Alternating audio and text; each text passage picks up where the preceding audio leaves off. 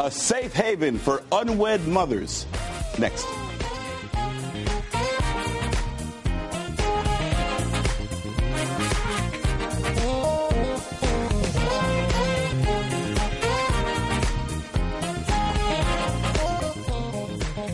And welcome to the Stan Simpson Show, a program about Connecticut people and compelling issues.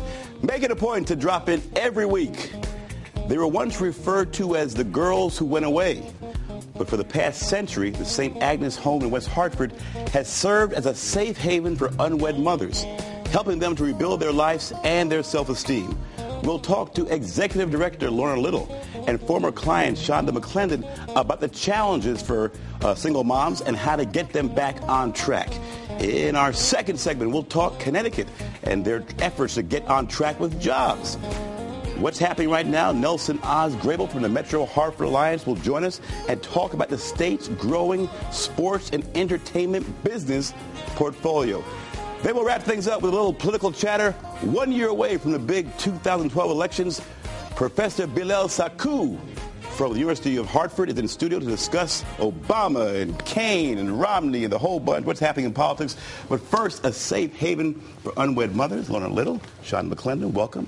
100 years, us. 97 years. Yeah, we're how many years? Have you been there all 97 years? No, I haven't been there all 97 years, Stan. But more like 7. All right, well, you made your imprint on this. So this is a big issue, right? What to do with unwed moms, still a pressing need. What's the biggest need when we talk about moms who find themselves pregnant and the man leads the picture? Yeah.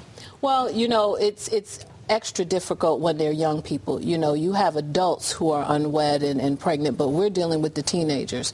So that's a challenging issue. We have young people who are trying to be parents, and we work very hard in St. Agnes Home to try to allow them to be as successful as possible, which means giving them a nurturing environment, allowing them to get parenting classes, counseling, and all the other things that go along.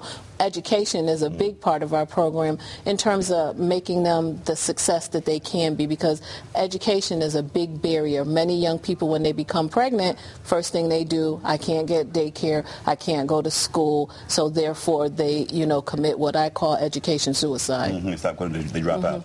So I'm going to assume that with the lack of education and having a baby and being young comes great self-esteem issues. Shanda, your story real quickly. You went into the home around 14 years old? Yes, 1997.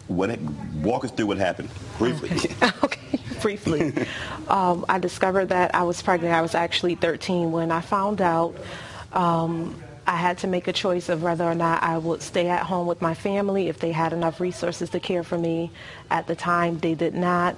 At that time, I made a self-referral to DCF so that I can get the services that I need. And in 1997, I believe in June, I became a resident of St. Agnes. All right, now, did you drop out of school at this time? Or were you? I did drop out of school briefly for about 3 months.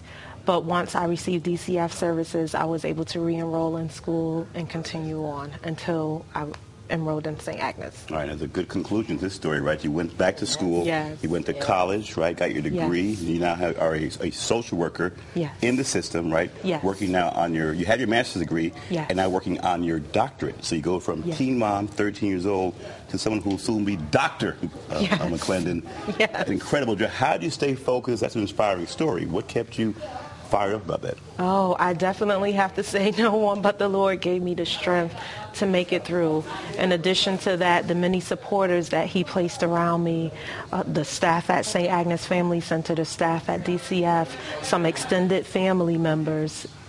Without it, I just wouldn't have done it. People pushing me to get to where I need to be. Now, Lorna, how much is she the exception rather than rule on this? Well, I always tell people we work towards success, and success is different for every young person. We're not going to have every young person come out and get their master's degree and move on this level. But we do have other young people that have gone on for MBAs and bachelor's degrees, and success for some is just for them to make it through high school, successfully graduate, be able to seek and secure employment, and be able to take care of their child in the community and have a level of self-sufficiency. So she may be somewhat of an exception, but there's success with all the young women on the varying degrees based on where they're coming from. We're seeing some of the pictures, some of their clients and staff here we're seeing on the screen. So So now, what you're seeing right now, how many young women are you dealing with right now? Right now we're dealing with 12 young women and then 10 babies because we have 2 that are expecting. But we have the capacity in our program for 16, and then our step-down transitional apartment program next door, we have 2. And so those are young women who have done really well in our program, and they have an opportunity to live on our apartment program next door for a year. So we have people, young women, that have been with us sometimes a year, sometimes 2, even one young woman 3 years. Now, for Shanda, it was the Lord who helped to get her on track. For other young women, I'm going to assume that the sense of abandonment is huge when they come to you. Can you talk about that, both of you, that sense of not knowing where to turn, not having anyone who can support you? Well, speaking to that, at age of 13, just dealing with family, my own personal family who had their own issues, knowing that they will be unable to care for me, and that feeling like you're out in the world, you're all alone, there's no one to turn to, and just being 13, having to sit down and make a decision to say, hey, I'm either going to tough it out and stick and have limited resources and may end up losing my child, or commit myself into the system. And I made the choice to commit myself to the system so that I can have those resources and the support from the people needed. How about the father of the child, both from on your end and what you're seeing, Lorna, on your end? Do the men stay in the child's life, or are they gone for good? What are you seeing across the board here as far as the men? Well, I can say that I've seen many young men who have been supportive. Are they capable of being able to, take the family into the home and raise them and be self-sufficient at this point? No, because many of them are young themselves, right, and they're in high school. But I tell a story all the time, and it means a lot to me, of a young man who he would ride his bicycle. He was in high school. Every week, come and visit his child, bring Pampers and formula, and did this through the use of his part-time job every single week, and to this day is extremely involved, and his son is 6 years old. And so we have young men that we work with them as well. Right. We try to refer them to jobs. Do you find for young men, and Shanda, we'll get to you real quick, but for young men, do you think there should be a program for these men who leave these women? Shanda, is the father of your child the first one? He's still involved in the child's life? He is now. Okay. He just got re-involved within the last 6 months, I would say. What would you say to men out there who find themselves in that situation? Right, a woman gets pregnant, you're young, and they're leaving. What do you want to say to them in hindsight?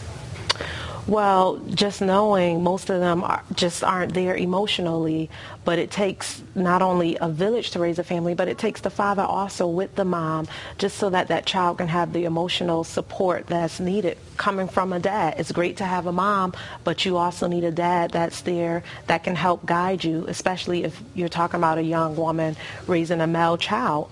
Who are they going to get their self-image ideas from? Who's going to impart into them? They need the father figure in addition to the mom. All right, funding is always important. Big fundraiser Saturday. We air on Saturday. We go online Thursday, but you've got a show or you got a program. Saturday, tell us about it in about 30 seconds. Raising the Future. We have Shane Salter, a wonderful advocate for young people, coming out to speak to an audience filled with supporters at Town Hall in West Hartford, and we're excited about it because what time and how much? 6 p.m., $85 a ticket, and as you know, as fundraiser goes these days, that's a bargain. Great food, live jazz.